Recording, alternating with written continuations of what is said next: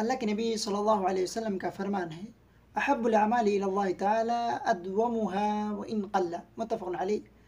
اللہ رب العالمین کے ہاں محبوب ترین اعمال میں سے وہ ہے جس پر مداومت کے ساتھ عمل کیا جائے، جس پر ہمیش کی برتی جائے، اگرچہ وہ تھوڑے ہوں۔